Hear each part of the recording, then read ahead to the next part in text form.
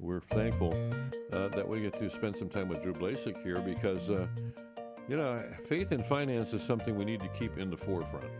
Yeah, and look, Jesus talks a little bit about faith, Yeah. right? And so, it talks a little bit about finance, talk about money. Usually it's in the form of a warning, right? You don't want to you don't want to make yourself subservient to it, but obviously also gives it to us as a gift. So we need to understand it from a faith perspective. Yes, I just want to, that document about finance and economics from 2018, there's one last part I wanted to cover, which it quotes, "Everyone has agency, vote with your wallet. Ethical consumption and saving interest can shape markets towards the common good." That's more important than voting. Think about the power you have with your money. Right. Do we really think about where our money's going, or the goods are we buying? And if we really, if majority of people take their stand, I think things would change quickly. Yeah. Don't put your money in businesses that are doing going against the Catholic faith. And right. Got to do some research. I don't have the website here, but there is a website that examines all the companies. You can type it in, and it'll show. It'll give it a score according to our Catholic faith. Yeah, and I think it's think that's definitely so a good thing to look at. And we have seen impacts happen when Catholics really come together and vote with their dollars. Yes. Yeah. Very important. So last week we had the gospel of the unjust steward. Yeah, right. Yeah. This is a parable that's always kind of it's a doozy for a lot of people. Right. Yeah. So I want to read it, and this is not me coming up with this. Brant Petrie, a great professor at Notre Dame. Yeah. But this is so fascinating. So let me just read the parable. He said to his disciples, "There is a certain rich man who had a steward, and an accusation was brought to him that this man was wasting his goods. So he called him and said to him, 'What is this I hear about you? Give an account of your stewardship so that you can no longer be a steward.' Then the steward said within himself, 'What shall I do? For my master has taken the stewardship away from me. I cannot dig. I'm ashamed to beg.'" So he's an old man probably. Yeah. He doesn't have the power to do that, but he's too ashamed. I have to resolve what to do.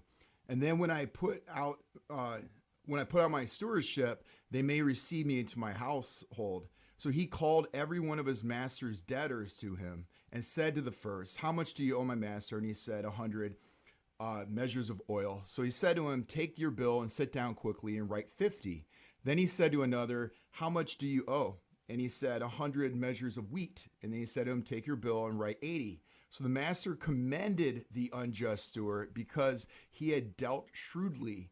For the sons of this world are more shrewd than their generation, than the sons of light. And then he said to you, and I say to you, make friends for yourselves by unrighteous mammon,'" or you said unjust wealth. Yeah, let me see it. The other translation. Yeah, it says, "Make friends for yourselves with dishonest wealth." Dishonest wealth. That when you fail, they may receive you into your everlasting home.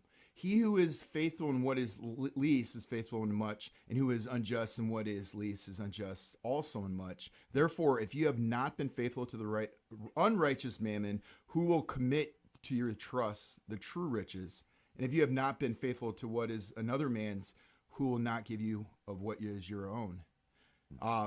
So this is kind of fascinating. Yeah. So first off, Perplexing for some. steward is okos namos. That's the Greek word of it, which is where we get the term economics. Wow. Really? So it's a steward of the household. So okos is house or household. Economics means the rule of the household. That's what it always meant. It didn't mean GDP as a national economy. It's how you rule with work, how do you bring in food, how you distribute money. It's always been like that. So what's fascinating about this parable is that the king said he ripped off the steward. He admitted that he stole from the master. Right. So the steward stole from the master. So how does that make sense in this? So Brant Petrie is talking about how he was saying that the people in this world will do anything because he realized if he doesn't have anything and he helped those people that owed money, that they would welcome him, and he doesn't have to dig. He would have friends. So Christ is saying in a way that there's a lot of people that owe God money or Yeah, owe him debt. Right. And he's saying in a way that can we as people pay off other people's debt? And that goes into redemptive suffering. wow. Can we Yeah. suffer for other people? It's not that we are paying it off. We're using Christ, what he did on the cross, Right. and we could help out others to forgive their sins by praying, fasting, and suffering. And then also there's a verse that says, Paul said, "Now I rejoice in my suffering for your sake, and in my flesh I am completing what is lacking in Christ's afflictions for the sake of the body, that is his church." What is lacking, right? Yeah. So Paul's saying that he is suffering for the sake of Christ. That's lacking the cross, which doesn't make sense in a way when you think about it, but it's redemptive suffering. We were called to suffer for other people, that we can actually pay off their debts in a way. That's such Catholic theology. Yeah. And I love the idea that the only way that there could be a lacking in the suffering of Christ is by his generosity. By his generosity, he left some up to us. Yeah. You know, it's like lack, but there's only a lack because God is so generous that he said, you know what, I have plenty to cover everything. But I'm gonna let you cover a little bit too, you know, and it's just another generous act of his. And think about doing acts of suffering for people in purgatory. Yeah. I think it's the same concept. They would welcome us into the kingdom. They would accept us so much because we help them, the ones who are suffering in Help them purgatory, along the way. getting purified.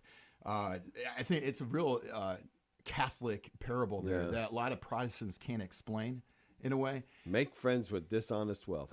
And he's saying also, how many people in this world sacrifice because they want to have that $3 million in retirement? And Jesus is saying, nobody's that shrewd about the kingdom of heaven. He's given us so many ways to get to heaven, and the people of this world are thinking about their future more than the ones that are thinking about eternity. Oh my goodness. But that goes back to our debt society. We're always thinking about the now because we want it before the work, and we're not thinking about eternal things. We're thinking about immediacy. If you think about how shrewd we are as a people in the United States, how shrewd we are about retirement. I mean, we're shrewd. I mean, we think about it. Oh, I'm going to put my dollars here. That will create this for me, and then I'll have this in the bank. Then I can retire at this age. I mean, we're careful planners about that thing. Oh, yeah. We're very shrewd about that. We're good stewards of that for the most part.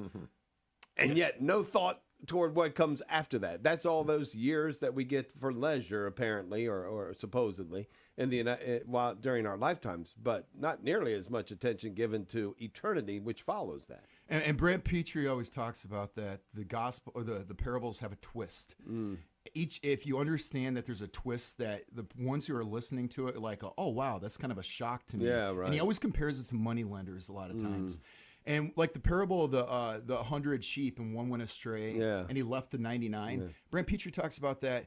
No shepherd would leave the 99 alone. Right. So when he's saying that sounds like weird to them. To those but shepherds. That's what God does. He leaves to get the one. The shepherds would leave the one sheep because it's not worth to leave the 99. Right. So it's always a twist. And then he's always comparing it to an unrighteous, like you hear about the money lenders, which were an unrighteous way of making money. Right.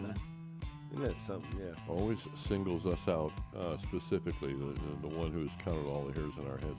Yeah, if you're not occasionally saying ouch, you're not listening to God. I'm just saying, every once in a while, there's a conviction that falls upon us because God is trying to draw us closer to himself, whether it be through our finances or through any other thing that he wants to draw us closer in. So. Yeah, a lot of great food for thought this morning. Thank you, Drew. Oh, you're welcome. Thanks for taking us through that gospel reading. That's make friends with dishonest wealth. I have to be honest, like, oh, okay.